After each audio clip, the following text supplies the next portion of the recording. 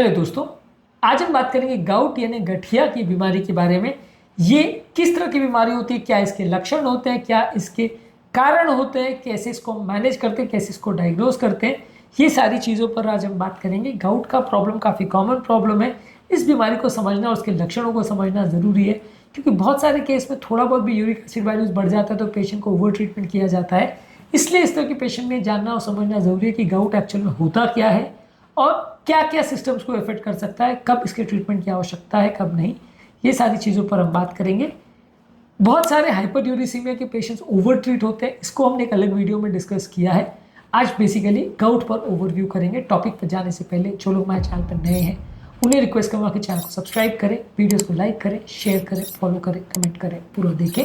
Topic important है इसलिए and तक देखिएगा। चलिए शुरू करते हैं इंपॉर्टेंट वीडियो।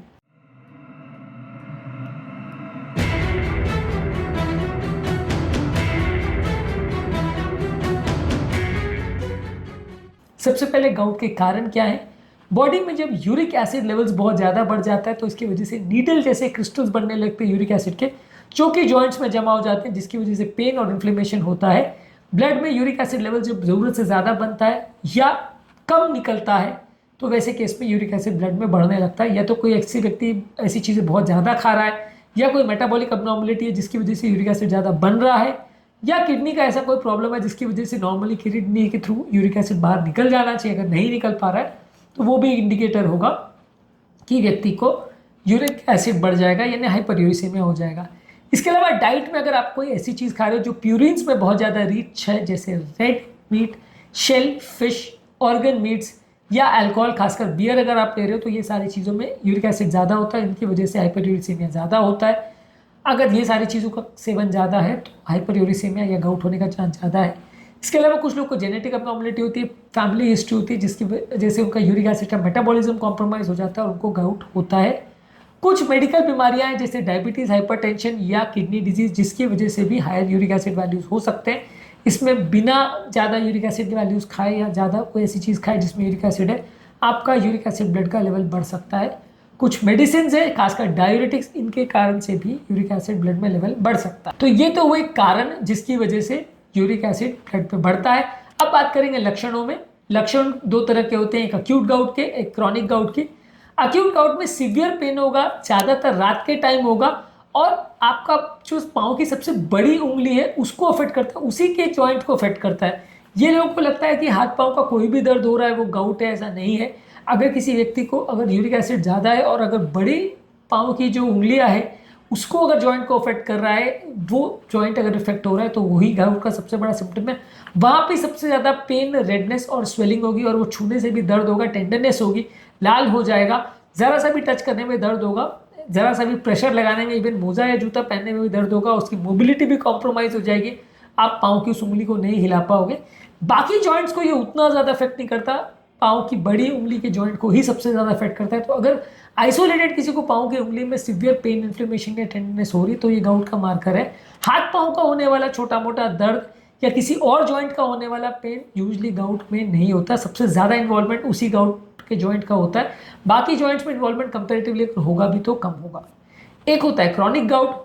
क्रॉनिक गाउट में होते हैं रिकरेंट अटैक्स, जहाँ पे मल्टीपल गाउट्स के बार बार पेनफुल अटैक्स आते रहते हैं। क्रॉनिक इन्फ्लेमेशन होता है पूरी बॉडी में, जिसकी वजह से ये यूरिक एसिड के क्रिस्टल्स बॉडी में बहुत ज़्यादा बन जाती है। स्किन में जब जमा हो जाते हैं और खासकर अगर जॉइंट्स में जमा हो जाते हैं तो ये यूरिक एसिड क्रिस्टल्स को टोफाई बोलते हैं। यूरिक एसिड के क्रिस्टल्स स्किन के ऊपर दिखाई देने लगते हैं, इनको टोफाई बोलते हैं। इसके अलावा जॉइंट्स में जमा हो जाते हैं, जिसकी वजह से परसिस्टेंट जॉइंट में इन्फ्लेमेशन होती है और जॉइंट परमानेंटली खराब हो जाते हैं, उसमें डिफॉर्मिटीज डेवलप हो जाती है। ये भी गाउट के पेशेंट में होता है। हर व्यक्ति जिसको यूरिक एसिड ज़्यादा है सबको ये हो जाएगा ऐसा नहीं है।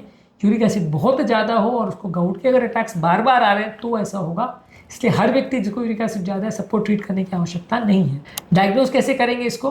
पेशेंट का मेडिकल हिस्ट्री, फिजिकल एग्जामिनेशन करेंगे, पेशेंट का ओवरऑल शरीर का पेन का पैटर्न कैसा है, लक्षण कैसे हैं, क्या उसको फीचर्स हैं जो सजेस्ट करेगा प्रॉब्लम है या नहीं, उसको जज करेंगे।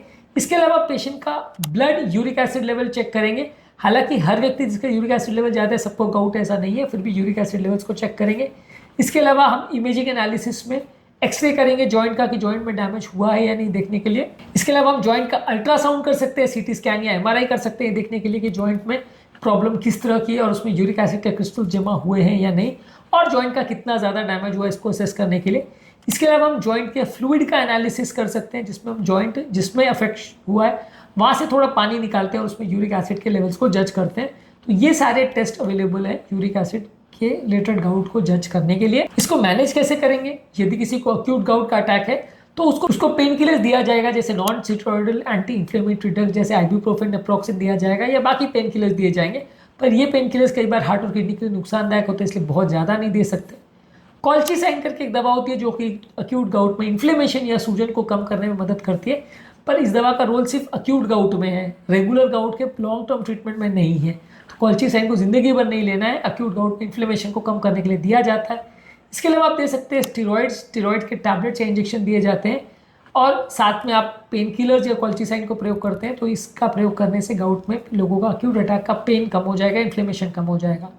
लंबे समय में गाउट का मैनेजमेंट करने के लिए आपको करना पड़ेगा यूरिक एसिड के लेवल्स को कम। यूरिक एसिड के लेवल को कम करने के लिए आप पेशेंट को एलोप्यूरिनॉल दवा देते हैं जो कि ब्लड में यूरिक एसिड लेवल्स को बनने में रोकता है। फेबुक्सोस्टैट देते हैं जो कि कंपैरेटिवली यूरिक एसिड का बनने को कम करता है। इसके अलावा प्रोबेनिसिड एक दवा है जो यूरिन में यूरिक एसिड को ज़्यादा निकलवाती है, तो ये भी ब्लड का यूरिक एसिड लेवल्स को कम करती है। इसके अलावा लाइफस्टाइल चेंजेस क्या क्या करने हैं जो गाउट को कम करेंगे। आपको प्यूरिन रिच खाने जैसे कि रेड मीट, शेलफिश और ऑर्गन मीट्स को नहीं खाना है, इससे प्यूरिन बहुत ज़्यादा बनता है और यूरिक एसिड ज़्यादा बनता है। अल्कोहल आपको अवॉइड करना है, शुगर वाले ड्रिंक्स अवॉइड करना है, बियर ज़्यादा नहीं लेना है, पानी बहुत ज़्यादा पीना है जो कि बॉडी के एक्सेसिव जो यूरिक एसिड क्रिस्टल्स है उसको फ्लश आउट करने में मदद करेगा। इसके अलावा बॉडी में इन्फ्लेमेशन नहीं होने देना है, जो भी एंटी इन्फ्लेमेटरी चीज़ है उसको खाना है, हेल्दी बॉडी वेट मेंटेन करना है जिससे आपका comparatively uric acid levels comparatively कम होगा और गाउट के लेवल्स और गाउट के अटैक्स कंपैरेटिवली कम होगा। लॉन्ग टर्म गाउट को प्रिवेंट करने के लिए आप रेगुलर मॉनिटरिंग करिए, ब्लड यूरिक एसिड लेवल कैसा है और लोगों को इन्फ्लेमेशन या कोई गाउट रिलेटेड प्रॉब्लम्स तो नहीं हो रही है, और अगर इससे संबंधित लोगों को दवा चल रही है तो दवा को लंबे समय तक कंटिन्यू करना है, और अगर दवा को बंद करने की आवश्यकता है भी तो बिना डॉक्टर को पूछे इसको नहीं करना चाहिए। गाउट की मेडिसिन लंबे समय तक लेने से क्रिस्टल्स कंपैरेटिवली कम बनते हैं। गाउट के कॉम्प्लिकेशन क्या होते हैं, ये आपके जॉइंट्स में परमानेंटली डैमेज कर सकते हैं। इसके अलावा किडनी में पथरी कर सकते हैं जिसकी वजह से किडनी में परमानेंट डैमेज हो सकता है। किडनी में पथरी की वजह से कई बार किडनी में पानी भर सकता है और किडनी में परमानेंट डैमेज हो सकता है। तो ये दो इंपॉर्टेंट कॉम्प्लिकेशन है जो गाउट के पेशेंट में लंबे समय तक उनको ट्रीट ना किया जाए तो देखने को मिल सकता है। बेसिकली गाउट एक मैनेजेबल कंडीशन है जहाँ पे ब्लड में यूरिक एसिड लेवल्स बहुत ज़्यादा बढ़ जाता है, और जब यूरिक एसिड लेवल्स बहुत ज़्यादा बढ़ जाता है तो पाँव की बड़ी उंगली में सबसे ज़्यादा दर्द, सूजन, इन्फ्लेमेशन होता है। बार बार जब ये होता है तो जॉइंट खराब हो जाते हैं, किडनी में भी पथरी हो सकती है और आपके जॉइंट्स में लंबे समय में डैमेज हो सकता है। तो गाउट एक डेंजरस बीमारी है, ट्रीटेबल बीमारी है। सही तरह से सही समय पर इसको ट्रीट किया जाए तो इससे फ़ायदा होगा, लेकिन हर व्यक्ति जिसको ब्लड में यूरिक एसिड ज़्यादा है सबको ट्रीट करने की आवश्यकता नहीं है। इस टॉपिक को एक और वीडियो में हमने डिस्कस किया, उस वीडियो को भी ज़रूर चेकआउट करें। उम्मीद करूँगा कि आज के टॉपिक में कुछ नई बातें जानने को मिली होगी। यूरिक एसिड कौन कौन से खाद्य पदार्थों से बढ़ता है, कौन कौन से खाद्य पदार्थों से बढ़ता नहीं है, गाउट के पेशेंट्स को क्या खाना चाहिए क्या नहीं, उस पर ऑलरेडी हमने सेपरेट वीडियोस किए, इन्हें भी ज़रूर चेकआउट करें। उम्मीद करूँगा कि आज के टॉपिक में कुछ नई बातें जानने को मिली होगी। जो लोग हमारे चैनल पर नए हैं उन्हें रिक्वेस्ट करूँगा कि चैनल को सब्सक्राइब करें, वीडियोज़ को लाइक करें, शेयर करें, फॉलो करें, कमेंट करें, पूरा